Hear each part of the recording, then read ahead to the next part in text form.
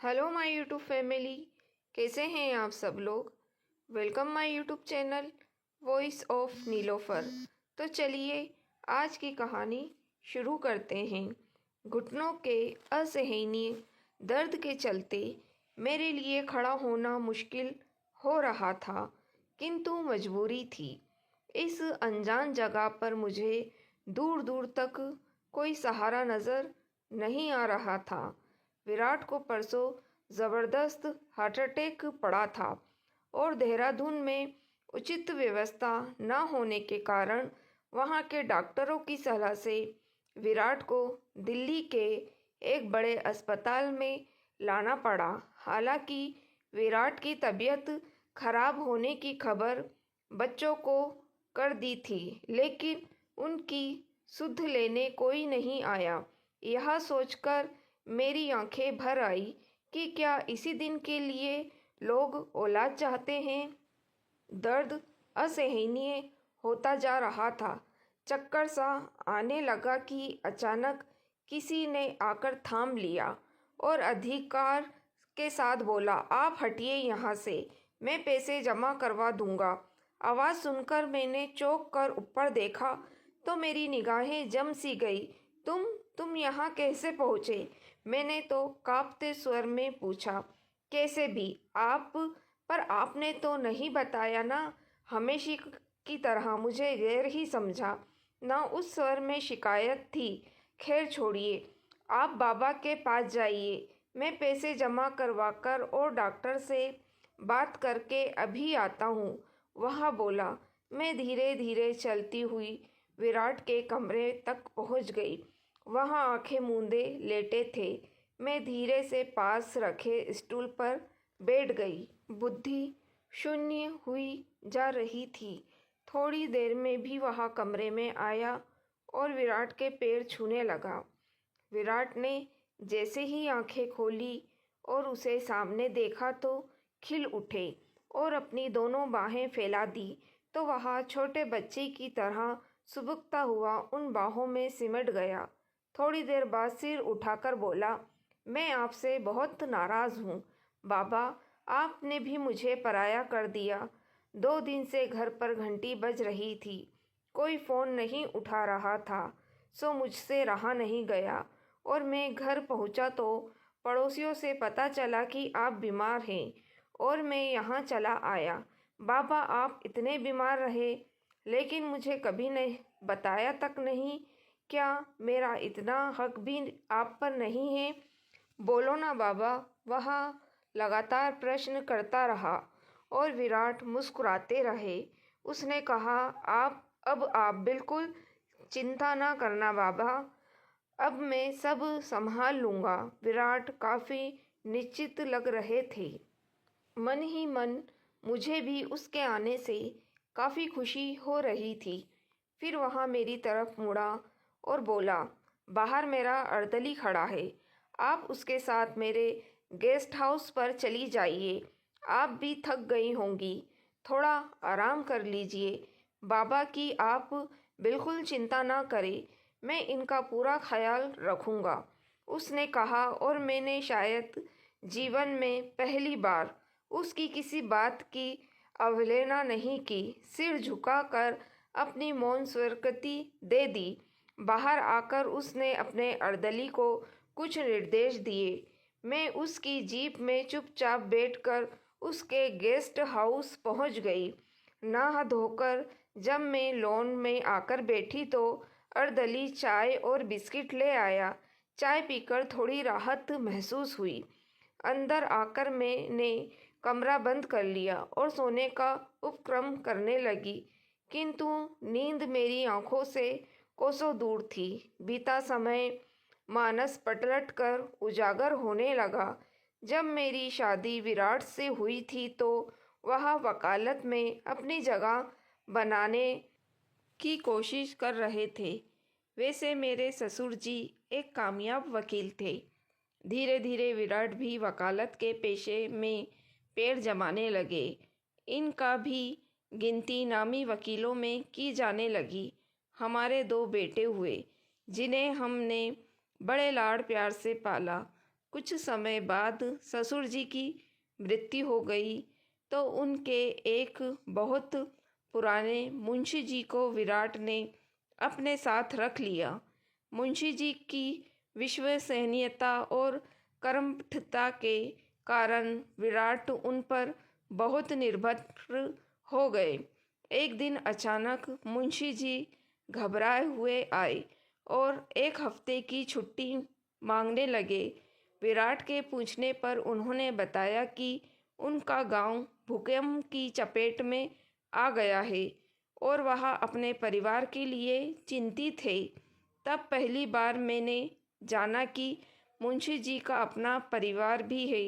करीब 10 दिन बाद मुंशी जी लौटे तो उनके साथ एक 12 साल का लड़का था। विराट को देखते ही मुंशी जी बच्चों की तरह फूट फूट कर रोने लगे। रोते रोते उन्होंने बताया कि भूकंप की चपेट में उनके दोनों बेटे बहुएं और पोते पोतियों की मृत्यु हो गई है। केवल यही एक बच्चा बच पाया है।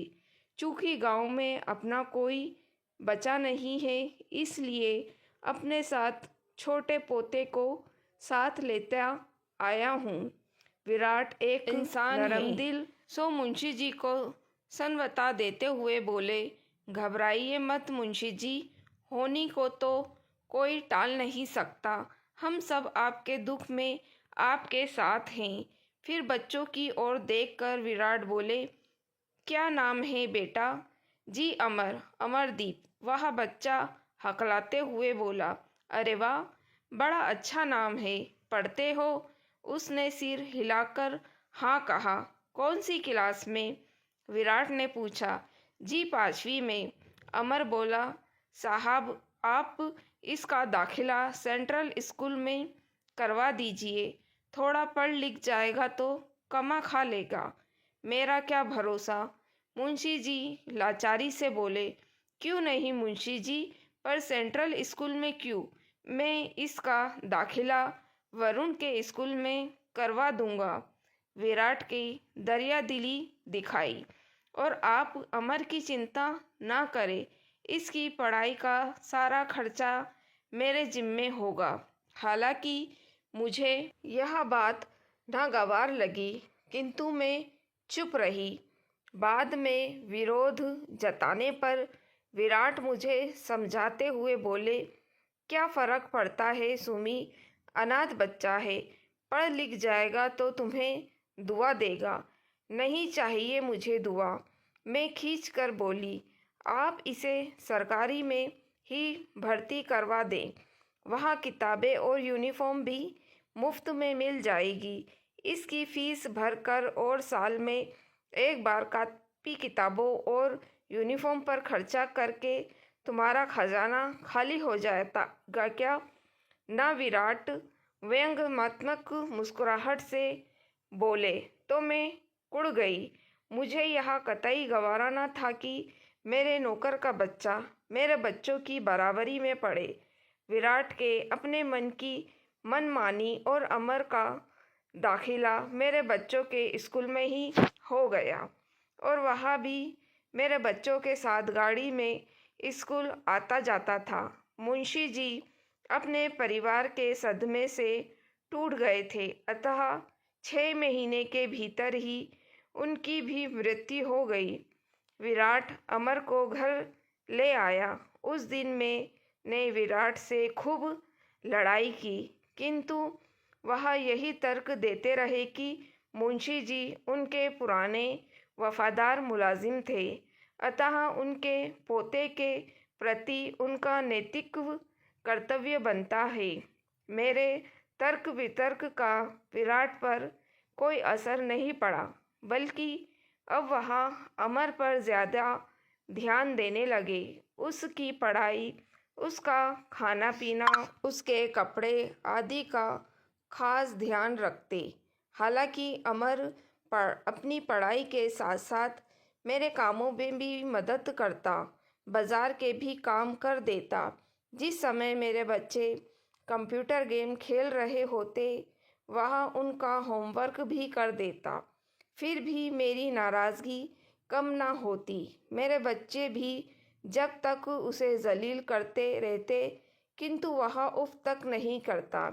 मेरे बच्चों की देखा देखी एक बार मेरे लिए अमर के मुंह से मम्मी निकला तो मैंने उसे झिड़क दिया। फिर एक बार बाजार में आकर सौदा सौंपते हुए उसने मुझे माजी कहा तो मैं चिल्ला उठी, खबरदार, मुझे मम्मी या माजी कहा तो कहना है तो मालकिन कहो। वह सहम गया। उस दिन के बाद से उसने मुझे कभी कोई भी संबोधन नहीं दिया।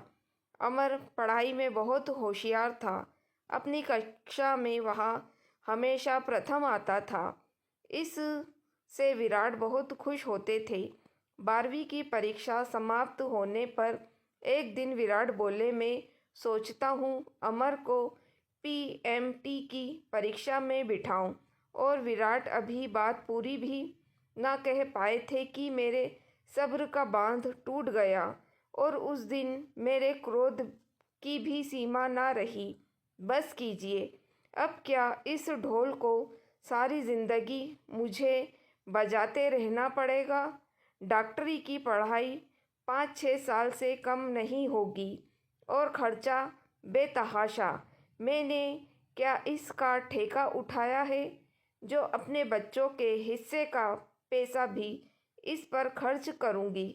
12वीं तक पढ़ा दिया, अब यह कोई छोटा मोटा काम करे और हमारा पीछा छोड़े। मैं अब इसे और बर्दाश्त नहीं करूंगी।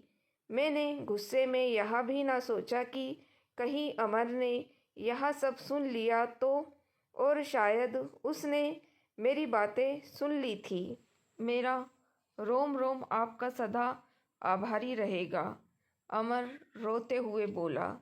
जब वह मेरे चरण स्पर्श करने आया तो मैंने बेरुखी से कहा, ठीक है ठीक है, और वह चला गया। मैंने भी चैन की सांस ली। मेरे दोनों बच्चे इंजीनियरिंग की पढ़ाई कर रहे थे। वरुण ने आईआईटी मुंबई से एमए टेक किया। उसे विदेश में नौकरी मिल गई। वहीं उसने एक लड़की से शादी कर ली। उस दिन मैं बहुत रोई थी। छोटे बेटे शशांक को बेकारो जमशेदपुर में नौकरी मिल गई।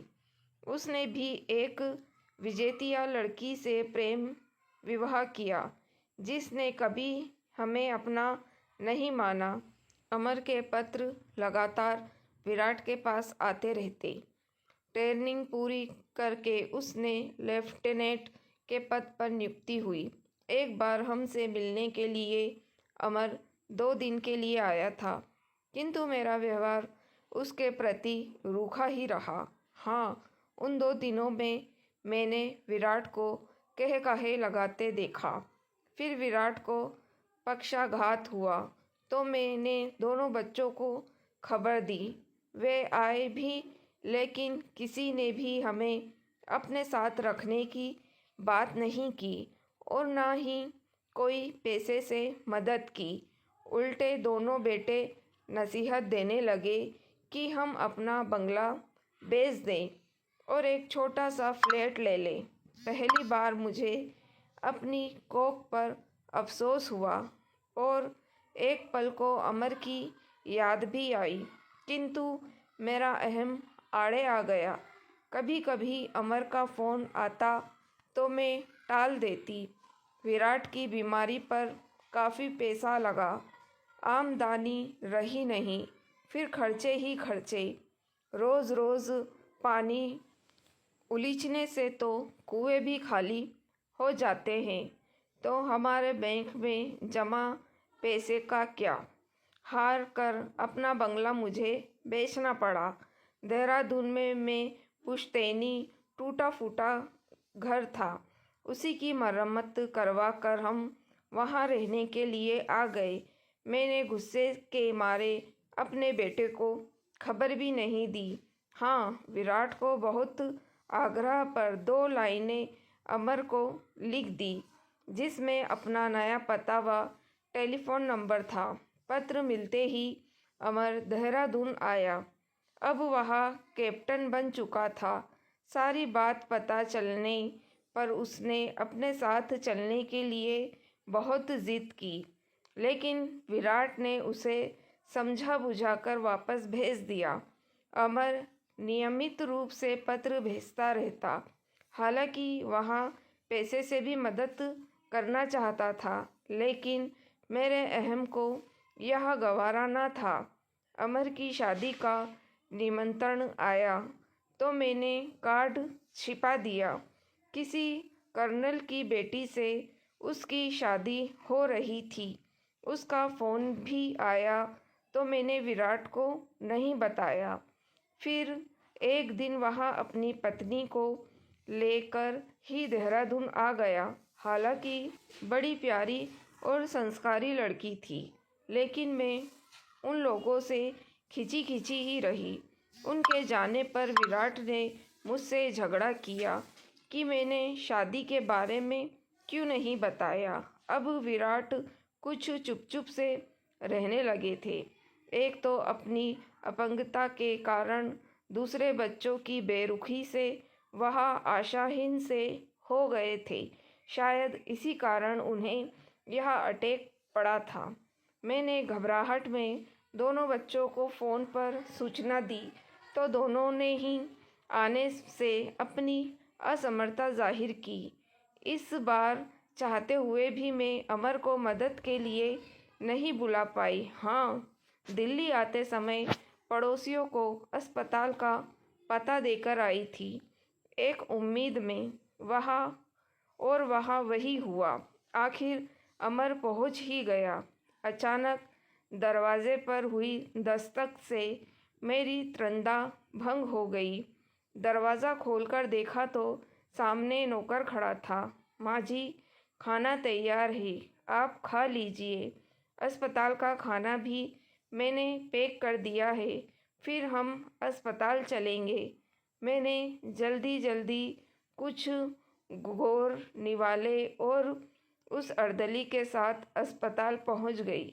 देखा तो विराट काफ़ी खुश लग रहे थे। मुझे यह देखकर बहुत अच्छा लगा। अमर ने बताया, 2 दिन बाद ऑपरेशन है। ऑपरेशन कामयाब रहा। सारी भागदौड़ और खर्चा अमर ने ही किया। इस बार मैंने उसे नहीं रोका। जब विराट को अस्पताल से छुट्टी मिली तो अमर ने एक बार फिर अपने साथ उस के घर डलहौजी चलने का आग्रह किया। जब विराट ने प्रश्नसूचक नज़रों से मेरी ओर देखा तो मैंने मुस्कुराते हुए मौन स्वीकृति दे दी। अमर को तो जैसे कुबेर का खजाना मिल गया। उसने फौरन फ़ोन पर करके अपनी पत्नी भावना को बता दिया। हम अब डलहौजी में अमर के बंगले पर पहुँचे तो भावना बाहर खड़ी मिली। जीप से उतरते ही उसने सिर पर आंचल डालकर मेरे पैर छुए। अमर सहारा देकर विराट को अंदर ले गया। विराट काफ़ी खुश नज़र आ रहे थे। मुझे भी काफ़ी सुकून सा महसूस हुआ। अपनी बहुओं का तो मैंने सुख देखा नहीं।